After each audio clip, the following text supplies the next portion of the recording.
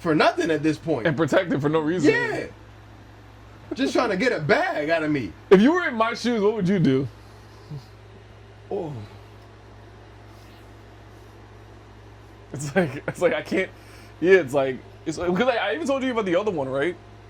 Yeah. But the other one when I went in there one time and like it was like her first month there and she looked at me and the moment she saw me she goes like, oh shit, you're fucking handsome. Like, what are you doing in here? Like, you don't belong in here.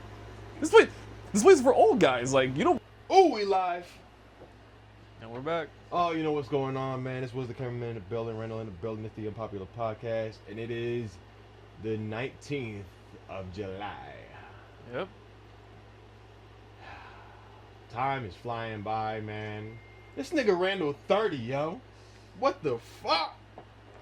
I'm old. Oh! I'm fucking old, bro. Big 30, my G. You already know what's going on, son. I'm fucking old. Like, what a milestone, son. Like, congratulations. Been alive for 30 years on this godforsaken planet. Time has flown by. Time has flown. Time has taken its time has moved accordingly to teach you all the lessons that it should.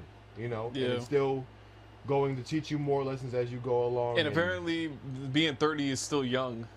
Nigga, 30 is still young. It's still young, apparently. Absolutely. I mean, you get taken a little more seriously, but like, you're still young, bro. Like you don't. I even think like. I don't really think, like you. I think you might still be young, even for somebody to be like 50 is like still relatively young. It's like middle. It's like middle age. No, middle age is technically the number. Middle age is like 37. 37. Because technically humans only really live ideally between like 70 and 75 years. That's if we're tracking, you know, your average life expectancy and stuff like that. Like, but like being 50 is still being 50 is still like compared to like other old people. Yeah, it's still kind of young. Oh no, absolutely. Yeah, absolutely. You still got life to live after 50. And you can still do things. You know what I'm saying?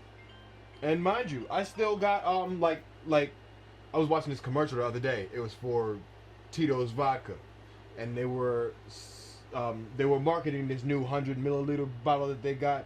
But everybody that they had in the commercial 100 milliliter bottle. Yeah, 100 milliliter bottle, like the little shot bottle. Oh, a little shot bottle of like Tito's vodka. You said milliliters or milligrams. I was thinking about like THC infused shit. Oh, like, no. Okay, I was about to say. Tito's vodka got a little 100 milliliter bottle, but the way they advertised it in the commercial, everybody who was holding the bottle was over 100. Oh, all right, they clever. Like 100 or like over 100. I'm like, oh, that's pretty cool. Clever. Pretty cool. Clever.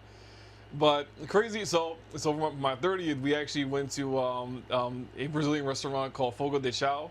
Shout out to Fogo de Chao because those guys, they know what the fuck they're doing. Because yesterday was an incredible experience. Like I still gotta write a review about it, but it was unbelievable. Everybody there was super nice. The experience was amazing. So we went in. It was a table of 10, but only 8 people showed up because 2 people couldn't make it, including him because he had to work. I had fucking work. I'm so tight because I mixed up my days entirely. But keep going. I want to hear about this. I want to get a good rating of the entire experience. So like I want to get a rating on the food, definitely a rating on the customer service, and then like the overall look of the place, and then we can average that out to whatever you actually. So start again. The rating of what? The food. Let's start with the food. The food. Let's go as the experience got there. So let's start with the way that the place looked. The place looks amazing. The place looks like a fine dining restaurant. Shockingly enough. What would you rate the look of the place? On a scale of 1 to 10? Yeah. You know I hate that scale thing. But on a scale of 1 to 10, I give it a solid 8.5, and that's only because they're in the mall. So the back wall has the other stores like in their view. So that's the only reason why it was down. But if that wasn't there, it would be a 10 out of 10. Aesthetically, it's perfect. It's nice and clean. They have a wine closet room or whatever it is with like a ladder and shit. You can actually like climb up the ladder and grab like an expensive wine bottle. That's good. It's glass, so it's see-through. Okay. They have that. They have a separate private section over there that we actually sat in that can accommodate larger tables and shit. And that was a good experience. And then so that was the aesthetics, the visuals. Yeah. That was 8.5 now, maybe. Like let's go with the customer service. Like the way the the staff treated everybody and how the service went. The service was incredible. The server was great. She was very attentive. She paid a lot of attention. Now she was very busy because dude, Fogo de Chão Sure is a busy place. I literally, ever since that restaurant's been there, it's always been full. It's always been full completely justifiable for a server in there to get distracted and get caught up with other tables because they really are like a busy spot. She had us and I think 4 or 5 other tables. It was like heavy. And they probably value that intimate customer service there because they try to make you feel like you're at home. They do, they do, but there's just a reality of being in the service industry where if you're busy, you gotta kind of be you gotta be on your shit. Yeah, you gotta be about moving things. So you can't always socialize with your guests as often as you want to because you might have 5 tables that you have to see. That's typical for being in a restaurant. So service in terms of that, probably a solid 9. Because I don't think any service is completely perfect. Mm-hmm. You know what I mean? That's pretty good. Yeah, exactly. And then, obviously, the food. The food, solid 10. So they have a market bar. The food is 10. Yeah, I can imagine the food is probably fucking fantastic. They have a market bar where it's a giant salad bar with all different kinds of meats and hard cheeses and all different kinds of spicy peppers and all sorts of different fruits. They got passion fruit. They had what's that one fruit? It's the pink fruit with the white filling in it. It's a tropical dragon fruit. That's dragon fruit. They had dragon fruit. They had my favorite fruit. They had kiwis there. They had your favorite fruit is kiwis? Yeah. What's wrong with that? I've never heard anybody say their favorite fruit is kiwi. I can't like kiwi. No, not that you can't. You're just the first person who's ever said that. I like kiwi. I've never heard anybody say. I mean, it's probably because it's the only fruit that I grew up eating as a kid. I didn't really eat other. Yeah, no, I ate at least 4 kiwis a day. I ate 4 kiwis a day as a kid. You can ask my mom. My mom, she knows how much I love kiwis. I don't know why. It's the only fruit that I ate as a kid, and I still eat it to this day. I eat kiwis all the time. Kiwi is good. I've just never had anybody be like, "Yo, my favorite fruit is kiwi." That's new. That's different, yo. But that's cool. So they had that, and then bro, they had. I told you this in the car. They had spicy jalapeno watermelon slices. Yeah, you told me that. With I think some kind of cheese sprinkled on it too. That shit was lit. That's different. I never heard of that. I never heard of cheese on watermelon. They had all different kinds of vegetables. They had seared asparagus. They had broccoli. They had I think squash. They had other fruit, papaya. They had that too. They had another section of the table of the salad bar where they had all of their soups and all of their rice and beans and all of their sospa and shit. Oh wow. It was lit. I actually felt like I was at home because when I went to, I can imagine because it's done buffet style. I can imagine the kitchen is pumping shit out. They're pumping shit out all the time. All the fucking time. When we were going up to get ours, the chef came in multiple times to drop off different things because people were just eating everything or whatever the fuck. And so the food was great. Now we got back to our table. Oh, they also have smoked salmon too. Smoked salmon slices. They had all different kinds of salami, spicy deli meats and shit like that. It was good. We got to the tables and we did the I think it's called the churrasco style. Okay. That's where they carve the meat in front of you. So we got our cards. It's red, say no more meat, whatever, we're good. Or green, just keep it coming, right? So we turn it green, dude. For 5 minutes, we didn't get seen by anybody. No one came to see us. But dude, the moment 5 minutes went by, we got mobbed by at least 8 different people with different cuts of meat. Fillets, picanha, strip steak, sirloin, top round, chicken breast, turkey breast, everything. Fucking seared pineapple was served to us. Yo, that's and then crazy. We were given fucking cheese with honey and shit. And it got to the point where we got distracted by the food and the meat that they were carving for us. We didn't turn our cards over, so they just kept coming. Wow. To the point where we were like, yo, okay, we're actually done. We need to stop eating because flip the card back over. It's too much. But it was great. My boy Xavier was there and he dead ass said that bro, my stomach hurts, but I'm gonna keep eating because I'm getting my money's worth. Yeah, that place is. He was eating so much fucking meat, he's starting to fucking sweat. Damn. It was crazy. I was doing Instacart today. Meat is such a prized thing, man. Did you do anything with the prime rib that you got?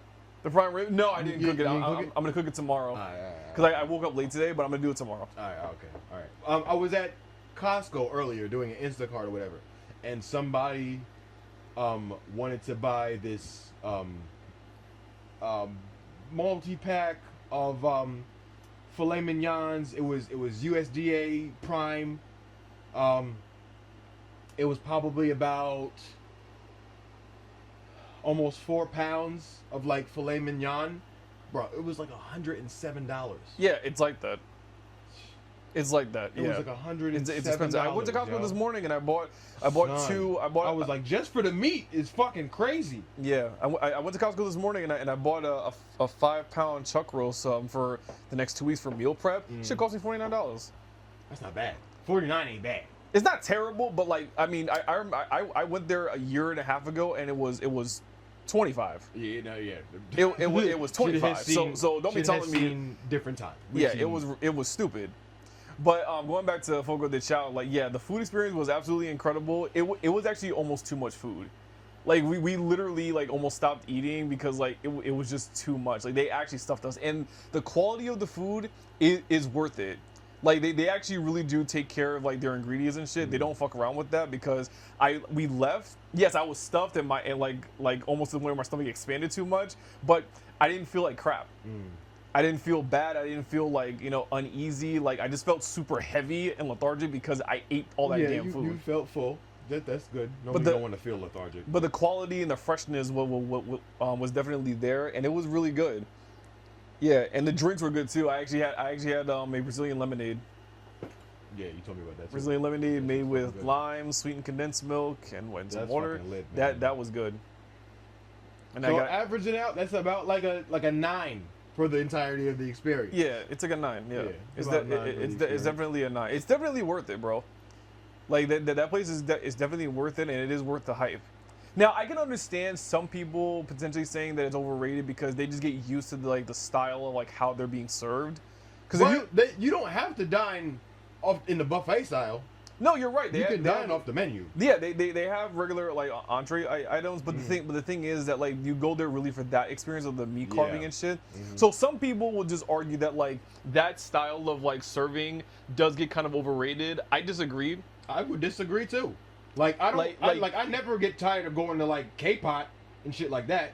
Like they basically give me raw shit and I cook it my damn self. Yeah, I never get tired of that shit. Yeah, I never get tired of it. Like I actually like that whole style of like serving. I like, and the one thing about the Brazilian culture is that like I know Fogo de Chao is more the upscale version of dining in Brazil, but Brazilians they eat like that. Oh, like the mixture of fruit and rice and beans like and meat cuts like all over their plate, just scattered everywhere. Like they eat like that. 100%. Because my girlfriend does that. Like she eats like that all the time. 100%. It's very normal down there where like they don't eat like protein here, carbs here, fats here. Like they don't do that. Mix the fucking plate. They mix the entire plate. That's literally how they eat. Like they'll eat literally like a piece of meat like with like fruit, like all like on top of it. Their palate for flavors is probably off the chain, out of this fucking world, yo. Yeah, dead ass. They're very good with their food, and every Damn, that makes me want some like fucking chimichurri or some shit, man. They have chimichurri. Gosh. They have chimichurri. I can imagine. I bet they do. I bet that shit's fucking delicious. And the crazy thing is that everybody was very attentive. There was one guy. I don't know if he was either he was the manager or something, but he was the one that gave us all of our waters and gave us they actually also have like hot like wet naps to give you after you're done eating. So they give that to you. That's official. So yeah, that's one thing that they do. And yeah, definitely it's a Brazilian place because a lot of them don't speak English. Like the servers. Some of them don't. Oh wow.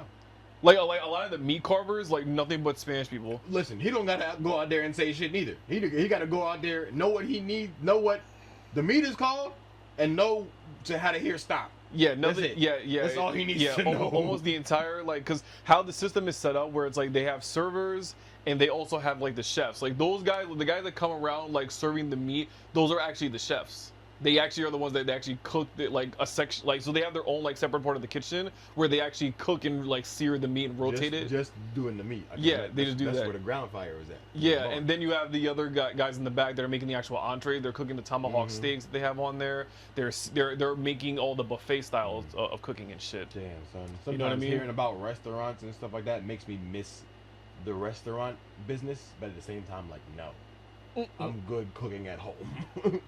Well, David, you didn't cook in restaurants. No, I didn't cook at restaurants, but I've understood enough. I've been in enough food industry jobs to like know a little bit of stuff. So even when I was in the mall working at the empanada guy, like we had the empanadas we mostly just like we fried. We don't put them in the fryer or whatever. Like fries we put in the fryer. But like we had to put rice in the rice cooker. We had to get beans ready, maduros ready. Like we had to do a lot of shit, bro. Yeah. Tostones. Like we didn't assemble the Cuban sandwich, but we did press it. But in general, the overall experience was actually really good. And I'm starting a job there soon, so hopefully, tomorrow when I go back there, the manager will have their stuff organized, so I can actually get the paperwork filed. I'm gonna manifest this into the air. Word is bond. Go check out Randall at Fogo de Chao. He gonna make you a nice drink. At some point, when and if I do become a bartender. Yep. For the most part, but I will invite pretty much all my Brazilian friends because like they're gonna lose it. Like I told one of them that I'm starting a job at Fogo de Chao, and when she heard that name, she just like she lost it. She goes like, "Oh shit!" It's like I'm definitely coming to see you. Definitely, man. No, I'm definitely coming to see you. It's good that now, like even when you were working at Delicious Heights or whatever, like but you do like the takeout or whatever. You got a place where people can come and spend their money on you now. Yeah. Word is bond. Come give me this bread. Word is bond. Nigga need it. Yeah, but it was definitely a good experience though. But the bill was a lot, bro. The bill was $600. I get it. Wow. For 10 people, for 8 people, $600. $600. Actually, that's not that bad. I mean, you're probably right, but like that, but like 600 that, for 10 people. 8 people. 8 people. 600 for 8 people. So that's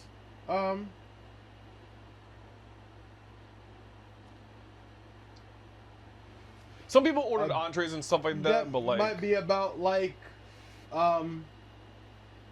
60, less than 60 a person. Yeah, but fair enough. But my friends ordered drinks. Okay. They ordered drinks on top of that. Yeah, I mean, but the whole bill was 600 for the 8 people. Yeah. Yeah, that's about like. But that's the thing, like that's like that's not bad. But like I'm not used to that. So like the average like couple like that comes in, they're spending like almost 100 to 200 per person. 100%. So if that's the norm, then like tips are gonna be good. Oh, absolutely, 100%. Yeah, like if you get like that's 5, a very big date place or a very special occasion place. They come in to spend that bread there. Yeah, and it's also like I think I told you in the car that like they actually shut down for like corporate events and shit. So like that's where like the money can really be at and really shit. Cool. And the uniforms are I do like how the uniforms are because they actually do like they wear suit and ties and shit. Not the servers, but like the bartenders do. The bartenders wear a vest and a shirt and tie and shit. Oh, that's cool. But I think it's their uniforms. I think they actually give it to you. Yeah, I don't think you actually need to go buy it. I think they actually give you they give you their uniforms. That reminds me of my brother used to work at the Salted Lime Kitchen on Main Street. Oh, we did? Yeah, he used to work over there. I didn't know that. Mm-hmm.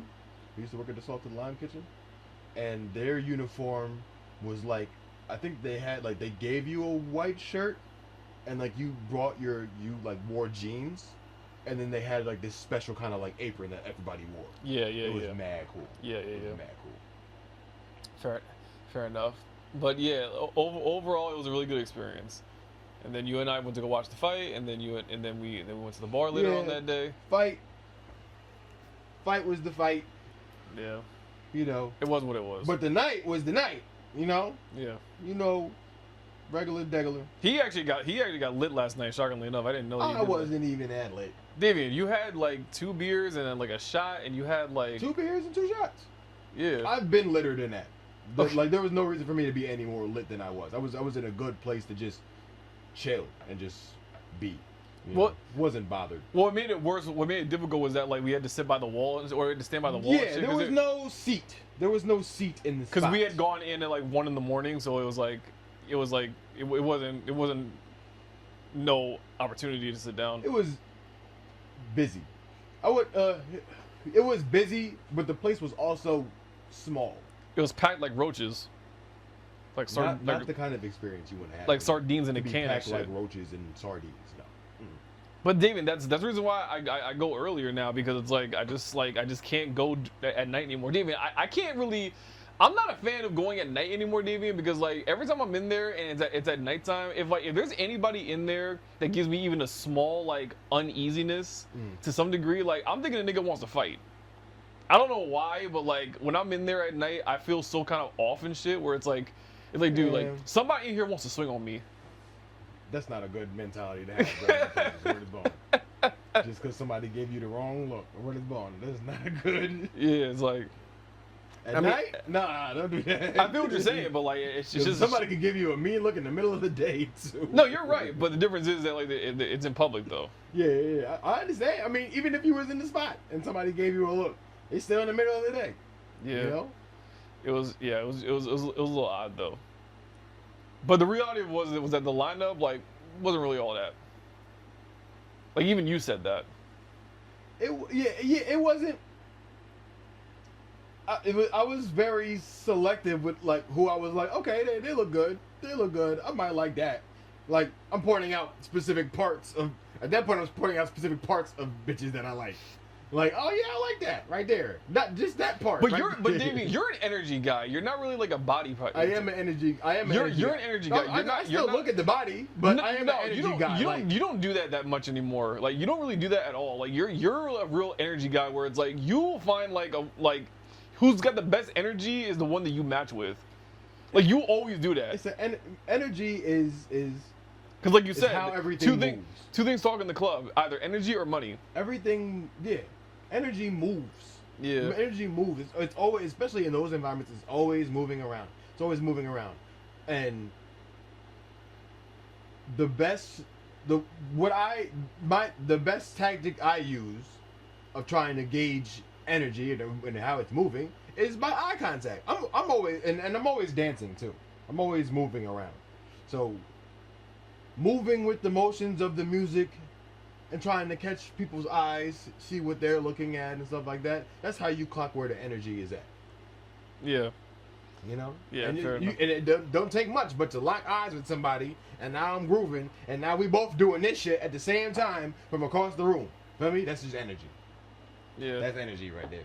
That's as simple as that works. One lady in there kind of pissed me off because like she was dancing with me and like you went to go dance with somebody else. You told me to watch your beer. Nigga, I just turned around for 2 seconds, and the second I turned around, she's gone. She just like disappeared, like completely. She just like walked away. But again, it's probably because like she's just trying to walk around and to get her ones. And I shit. understand, but she just hopping from like do to do quickly. But she wasn't waiting for the money. You ain't even give her the money yet. Like shit. I did. Oh well, she was out then. I guess she took your $2 and ran. With it was more like 8. Oh well, that's why she took off then, because you gave her too much too fast. Wait, what? You gave her too much too fast. What does that mean? You gave her $8, and then she walked away. So what? Like I gotta give her like $1 every like 2 minutes? I wouldn't say 2 minutes. Give her $1 every 30 seconds. Every 30 seconds? Yeah. Let her dance. Let her do her job. David, you barely let her do her job and gave her $8 for it. David, I can't calculate 30 seconds per dollar in my head. I can't do that. No, but what you could gauge more is like how good of a job she's doing. Right. While she's actively doing it. And how do I gauge that?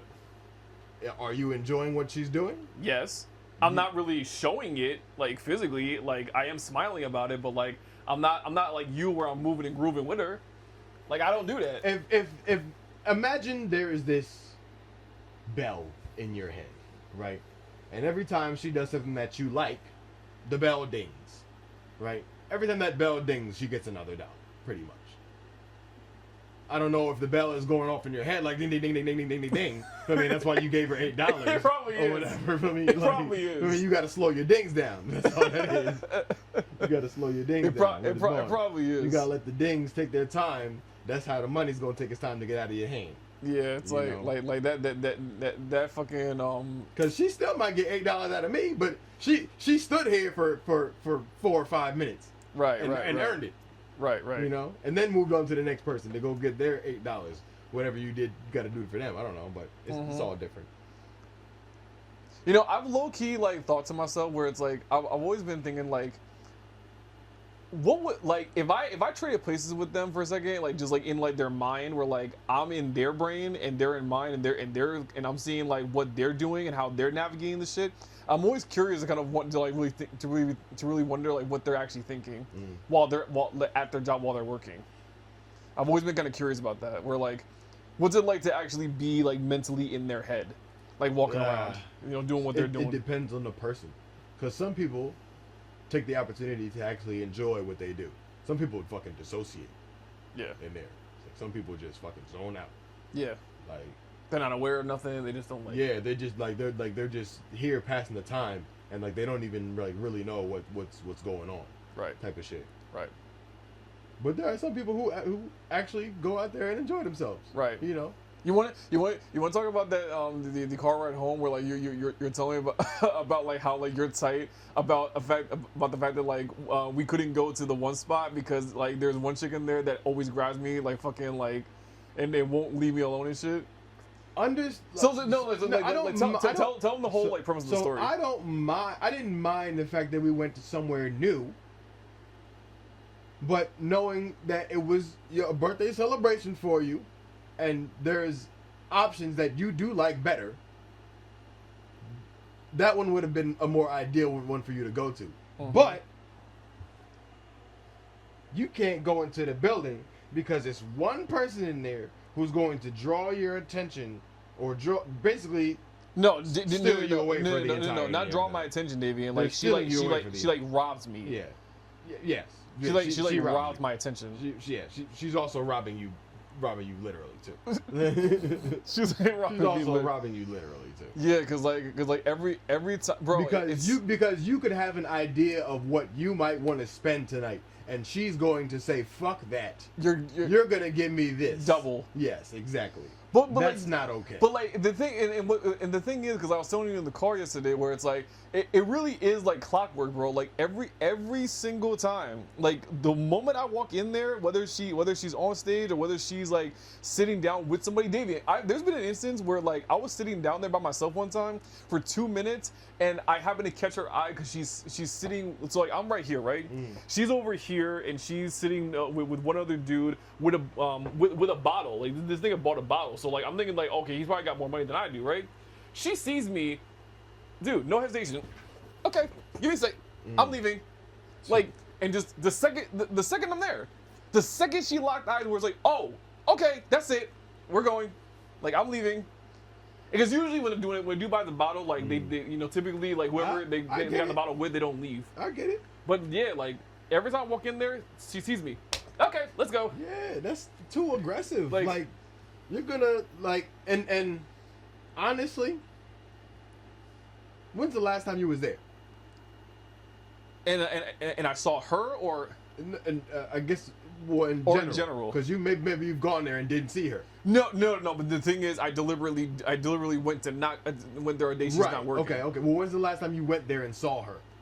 Maybe like 3 months ago. Yeah. See, that's like you're. Yeah, like, as a patron to the business. As a patron to the business, she's taking away from business. Taking away from business? What do you mean? Because she's not. Because you're still going, but you're not going on the days that she's going. The days that she's there, and that could be a day where they probably make more money. Right.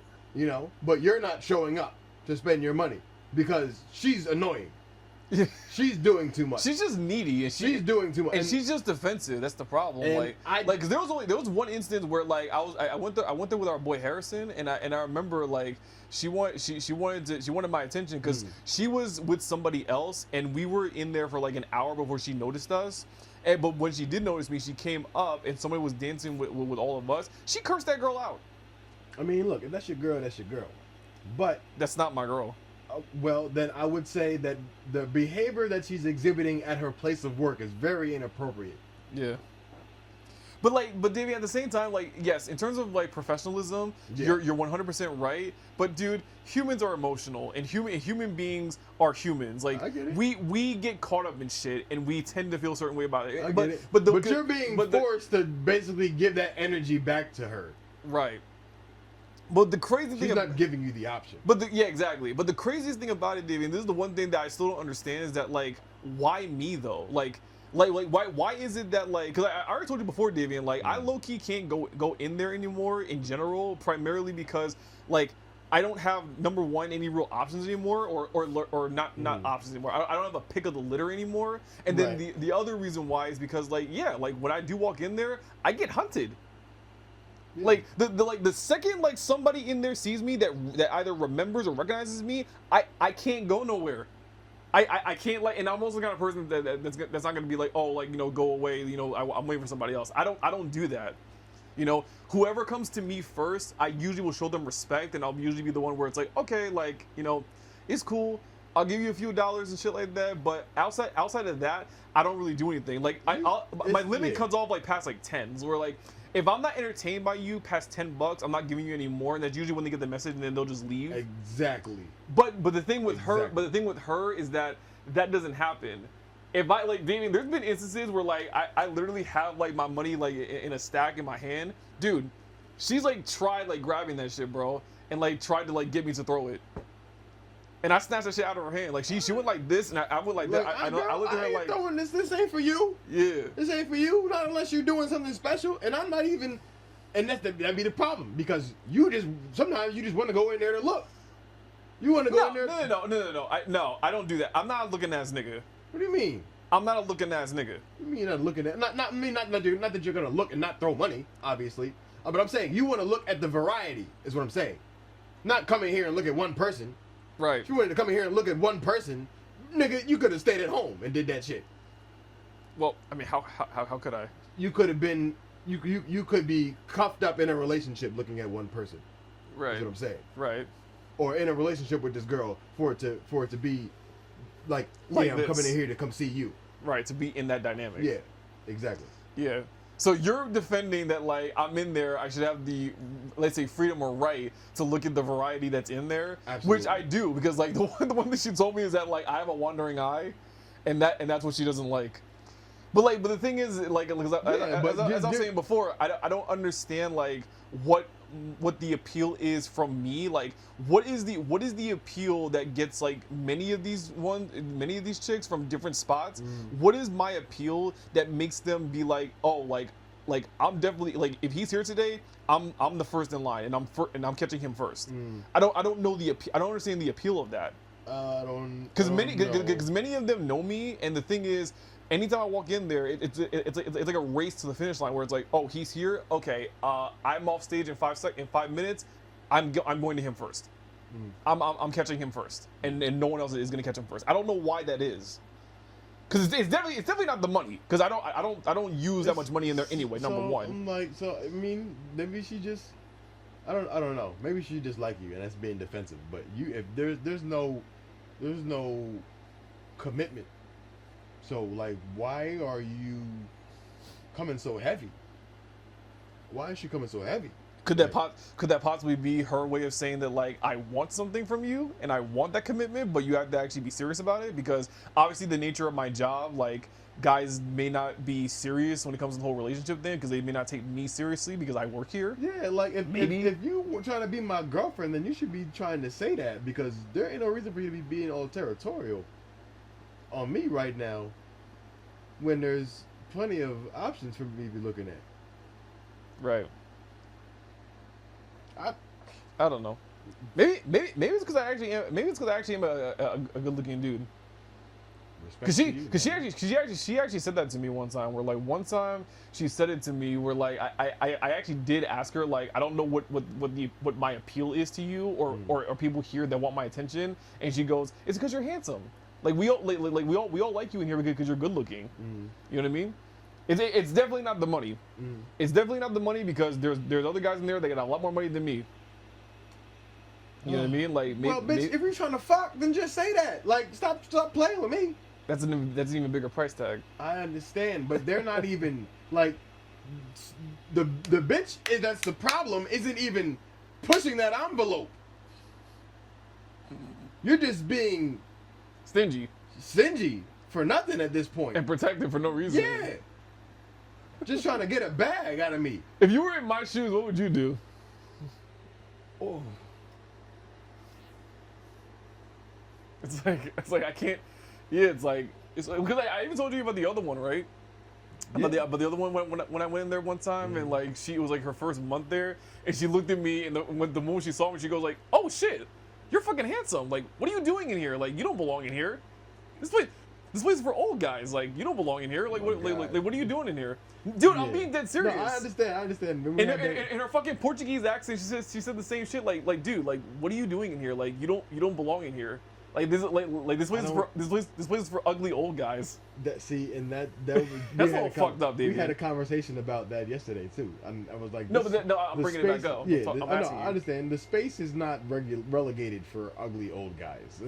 Well, I mean, to some degree, it kind of is. I was telling you that literally in the club where like Davian, like there's a truth in like strip clubs to some extent are kind of reserved for like so here's the thing. There's three types of guys that go in. But that's only to imply that there's a bad nature to the business. No, but because of the demographic that it collects. But that's what I'm saying though. So like what I'm saying is that like typically like there's three types of dudes that go in there typically, right? And Davian, I've been to enough of them, and I've been to them enough times, so I think I kind of know my demographics a little bit. Let me hear it. Like. The number one demographic that walks in there are dudes over the age of like 45 and usually above that. And you know what I'm saying? That's typically like the majority of them in there. I'm not saying that like guys our age and younger don't go in there, but at least 75% of them are over 45 typically. And then the second level of guys that walk in there are usually guys that actually have money, which also is connected to them just being older. You know what I mean? Dudes like their 60s and 70s that go in there that actually have money because they have retirement funds and shit. And then the third lineup of guys is probably me and you. You know what I mean? Younger and actually attractive looking dudes in there. Because we're very hard to come by. Like typically, like the reality of it is that most of the clients that go into strip clubs are typically older, less attractive dudes that have either been out of the dating game for years or potentially they're just unappealing to women in public. That's why she was telling me that like I don't belong here, because it's like she then goes on to say like, wait a minute, like are you sure you don't have a girlfriend? Because like I don't believe you. Like I don't think you should be the type of guy that doesn't have a girlfriend, because like just like how? Like you're not ugly and you're not old either. So it's like how do you not have a girlfriend in here? Or here or out there. So I think the determining factor between any of the individuals who may enter this establishment is like the frequency and how often they go. That I think makes the difference. Well, the older guys typically go in there a lot more often. Yeah, that's what I'm saying. Like if you're somebody who goes in here more often, that looks different than somebody who, I guess, goes less occasionally, or just like somebody who's never gone and just this is their first time. I actually I try to think about like there's a lot of people who probably are recurring people, but there's probably a lot of individuals who's like this is their first time in an establishment like this. Yeah. Well, somebody actually did tell me one dancer that I do know actually pretty well. She told me that like she actually pointed him out because he was there when I was there. She actually pointed him out and said like you see that guy over there that I was having a drink with? He comes in here twice a week. He comes in here twice a week to come see me. I work 2 days a week here. He comes to see me and he drops $500. Yeah. Each time he comes in. Yeah. See. This nigga, David. No. Think about this. This nigga drops a stack once a week. Yeah. In this place, bro. Bro? Are you a drug dealer? Like, what? I don't even care about the money that he's spending, or that, like, I don't care about how he's getting said money or whatever. Why is he coming in here to drop $1,000 every week? You tell me. I think that's a problem. I think that's a problem. You think it's a problem? I think that's a problem. I think that's a reflection of, like, his level of, like, being able to, like when they're asking you why are you in here? You're a good-looking person. You should have a girlfriend or something like that. Right. Like, that's like him coming in here, them going in there to spend $1,000 a week is a reflection of, like, his relationships outside of this place. Are you sure about that? Because that may not be necessarily the case. Maybe he's just a dude that just likes going in there. I mean, because you can't really deny that. Maybe his more, I don't know. Maybe his more intimate relationships, I would say. You know? Well, I mean, how many intimate relationships can you have outside of just one? If you're, like, being serious about it. I mean, I don't know. You know, I don't think you can maybe call having money changes things like that. I don't know. No, Davian, it does. Like, Davian, dudes that have money like that, Davian, they get into some freak nasty shit. Like, they do some really odd things, and you know that because of our politicians in this fucking country. I know. Niggas that have money do weird shit where they go to fucking Dubai and you have girls, like, fucking peeing and shitting on them because they don't find anything else appealing.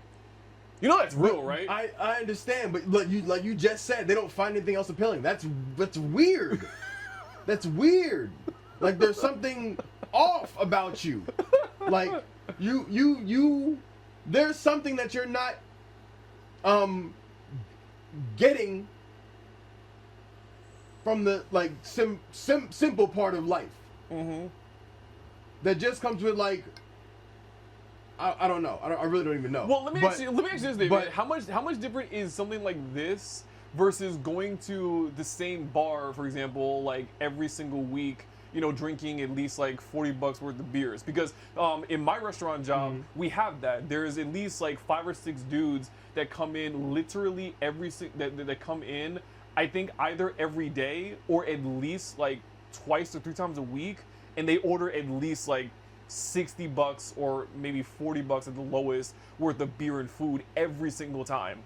Like, they do that, and they're going in there to deliberately drink and watch sports and, you know, talk to the bartender, their favorite bartender, and get food. So and they do that, and they're like in their 60s. They do that multiple times a week sometimes. So how much different is that compared to like a guy going to his favorite strip club? They're different just in Is it really different? They're different in the ways that it affects stuff. Like, he's going in there to spend. The guy who's coming into Delicious Heights is coming in there to spend X amount of money every week, just deteriorating himself, whatever. Right. In his pastime, and this is enjoyable for him. Right. That's why he does it as consistently as he does. Right. The gentleman going into the club is going in there, and I mean, regardless of how much money he has, he's going in there and investing, I guess, in this place.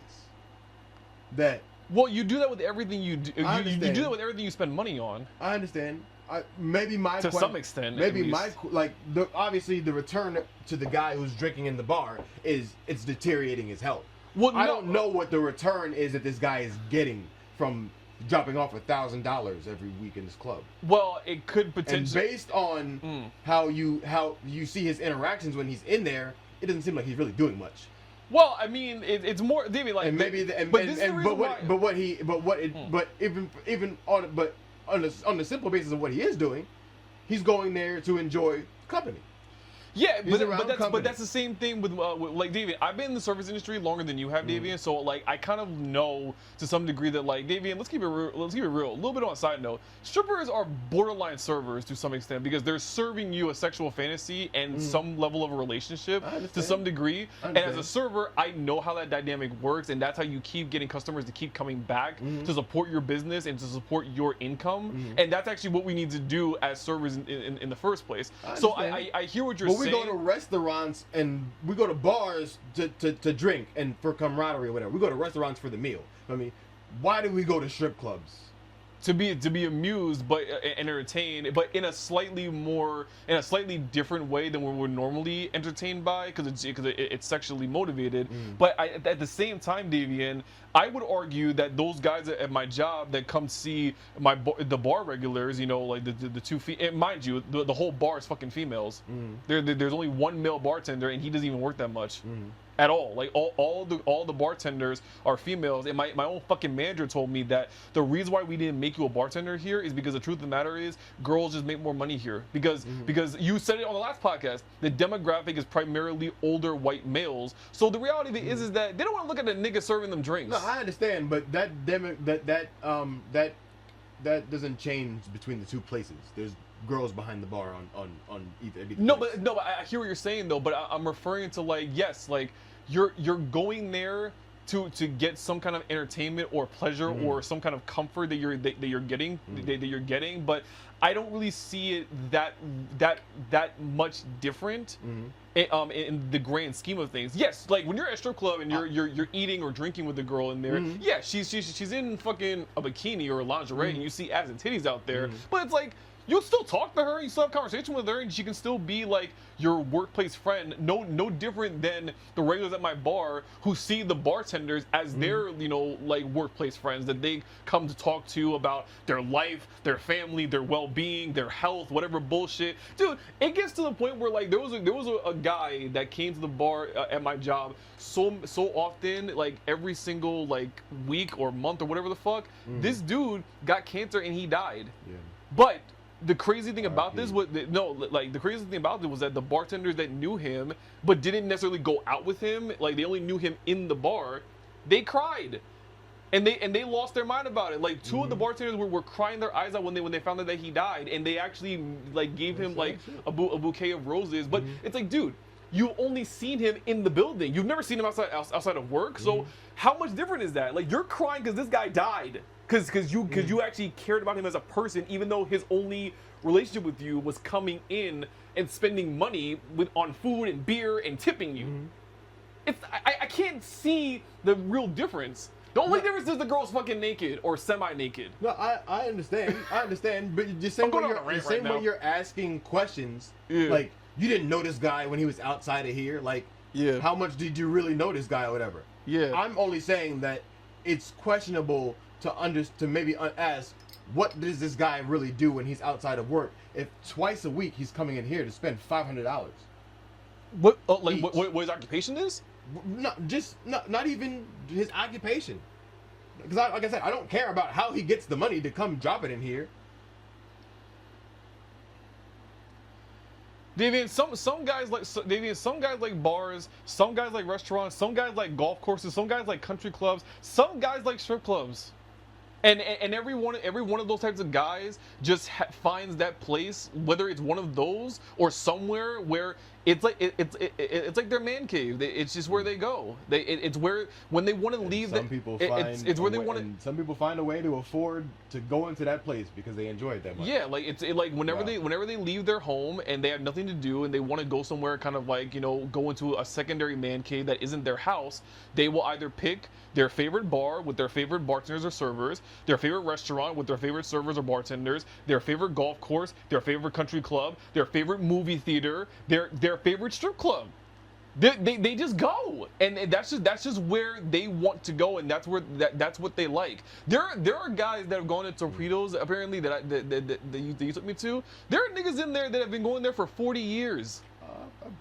40 years. Oh my god. 40 years. Like Like it was a different spot. It was a different spot before, but like there are guys that have been in there for 40 years. The fucking Thai shot girl that you and I know, she's been working for that dude for 24 years. Wow. She's 49 years old, maybe 50. She's been working with him for 49 years at the same bar. She's been working there longer than some of the girls have been alive. Some of the girls in there were literally under the age of 5 when she started working there. And she's still there, and now they're working there. You feel me? Some guys some guys and girls just have a place that they go outside of their home that is just their vice. It's their secondary home. This is where they go. It's just where they want to be at. You know what I mean? So I would argue from a cultural and political standpoint, as long as no one's getting hurt, just let them be. I don't entertain like the concept of social contamination and degeneracy because you're doing something that is seen as viscerally unacceptable to someone else. No, and because no, hold on a second. Because for me, I feel that way about bars and people drinking. I don't like drinking, Davey, and so like, do I have a right to say, oh, look at these guys and these girls going to the bar to drink alcohol and poison themselves and be a bunch of degenerates? I want to shut this down. Fuck you, or fuck me. It's not my place. As long as you don't kill nobody on the road and you don't get into a fight, I don't care what you do. If you drink with your boy and you want to be gay and make out with him because you're drunk, I don't give a damn. I don't give a fuck what you do. As long as you don't hurt nobody. As long as you don't hurt nobody. Yeah, I don't give a fuck. So if a dude or a lesbian woman wants to go to a strip club and look at ass and titties and give them money for it that they can use to pay their bills, what's the point? What is wrong with that? No one can ever explain to me logically as to why that's wrong outside of something that involves moralizing or in terms of religion or some kind of social contamination that's just an arbitrary concept in their brain. No one can ever explain to me what makes it really wrong outside of just a knee-jerk and gut reaction of like, oh my god, like you give money to women for looking beautiful. What's wrong with you? You degenerate loser. Shut the fuck up. We got sex traffickers in our fucking government. Fuck off. I'm sick of that shit. But anyway, that was just my rant a little bit. You know what I'm saying? I feel you. No, you made a good point. Like you're speaking facts. Am I really? Because like I don't think I am, because someone's gonna watch this and be like, yeah, he's some kind of a cuck. No, you have to. You believe you're speaking facts. Do you? I do. Yes. Yeah. So fuck all that. Fuck all that. I don't know if I am. Am I? Like, because even if somebody on the internet is like, is talking shit because they may not agree with your opinion. Feel me? Which is probably some internet troll anyway. You gotta be able to stand on yours.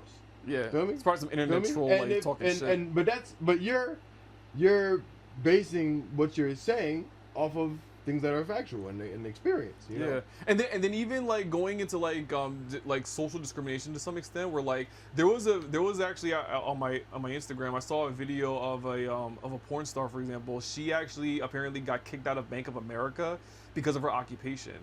Despite pornography is a legal business, but obviously there's social attitudes about it. The bank actually closed her accounts because of her job, even though it is a legal and taxed business.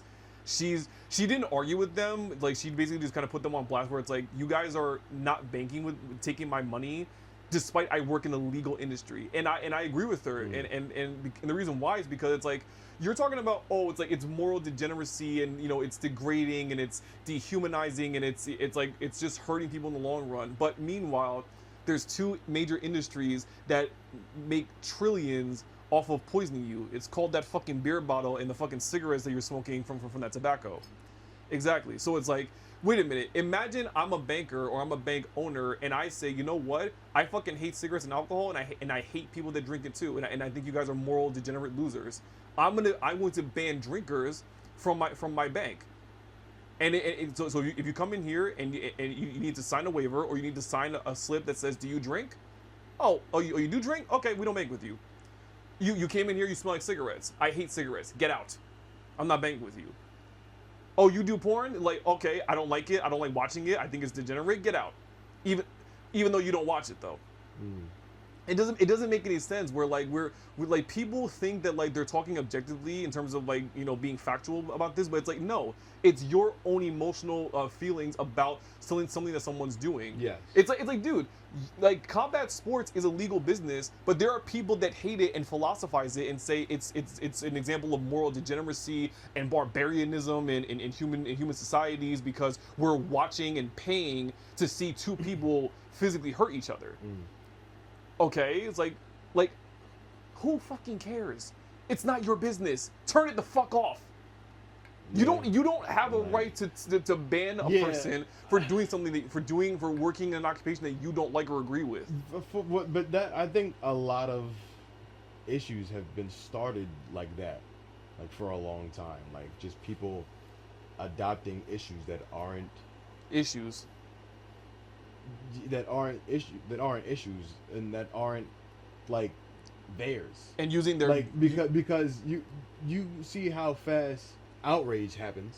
Yeah. When anything small happens, there's always an outrage. Yeah. There's always something went viral. People are going bananas for whatever. Like there's always there's such a language around intensifying the emotions around things, and it's so exaggerated. Yeah, exactly. Like I've always found that so appealing because the crazy thing about it is that like conservatives are the ones that always talk about individual and personal freedom a lot of times, but they're very quick to take it away from other people. Where it's like my personal freedom and what I believe in is the law of the land.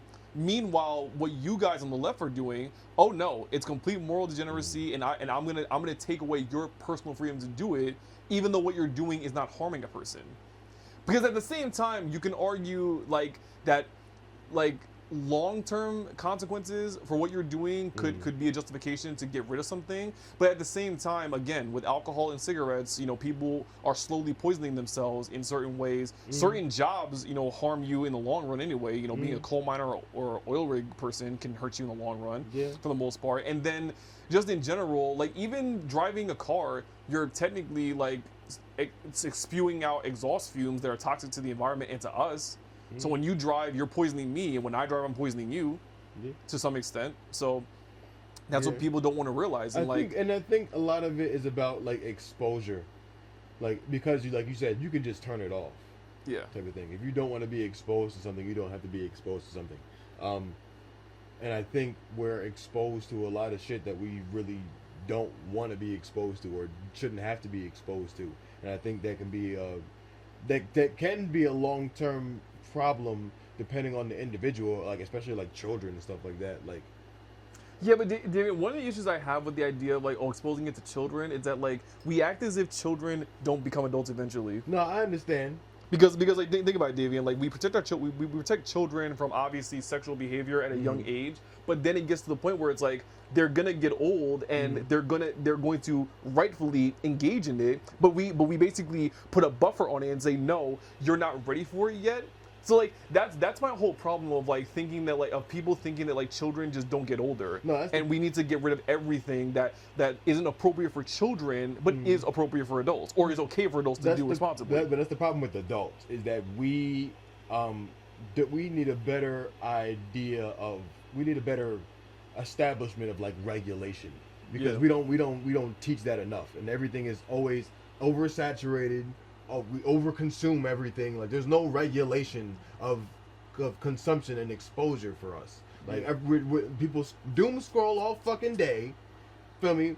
We overconsume. We buy stuff online every fucking day.